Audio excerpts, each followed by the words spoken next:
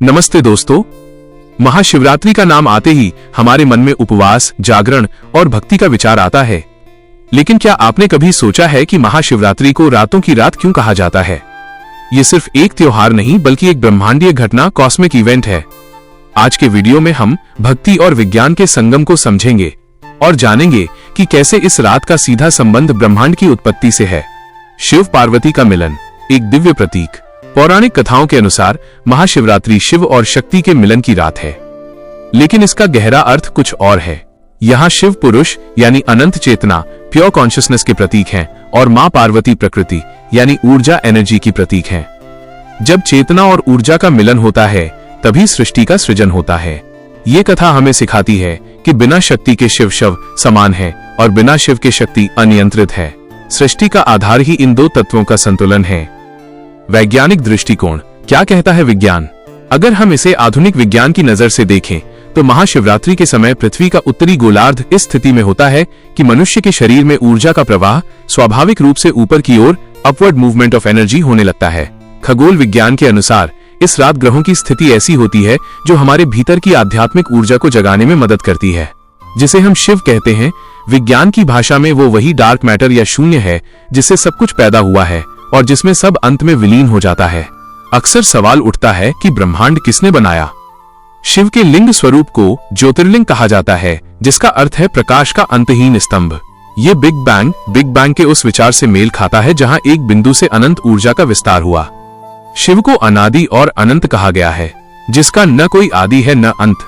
यानी ब्रह्मांड किसी व्यक्ति ने नहीं बल्कि एक ऐसी चेतना ने बनाया है जो हम सबके भीतर मौजूद है। आधुनिक जीवन में सीख, आज की भागदौड़ भरी जिंदगी में महाशिवरात्रि हमें ठहराव सिखाती है। शिव वैराग्य और गृहस्थ जीवन के बीच संतुलन के प्रतीक हैं।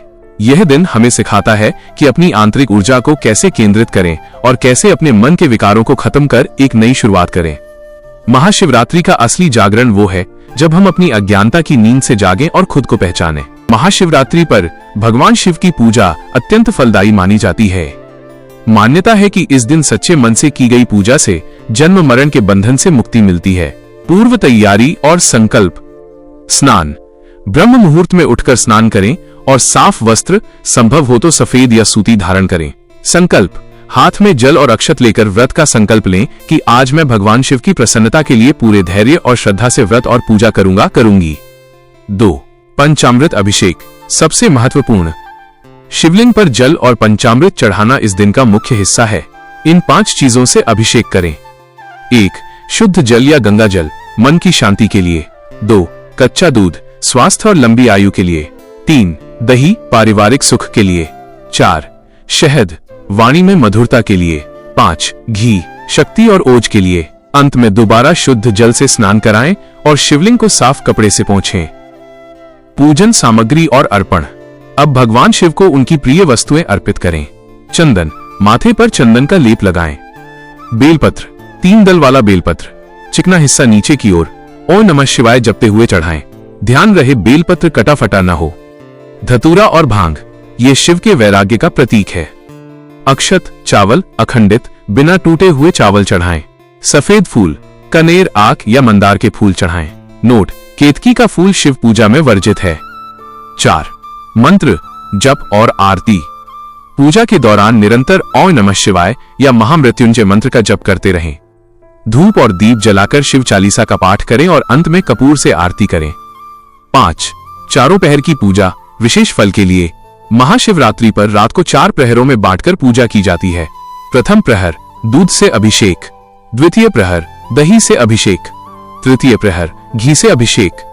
चतुर्थ प्रहर, शहद से अभिषेक। विशेष सावधानी, शिव पूजा में कभी भी तुलसी के पत्ते, हल्दी और कुमकुम सिंदूर का प्रयोग शिवलिंग पर नहीं किया जाता।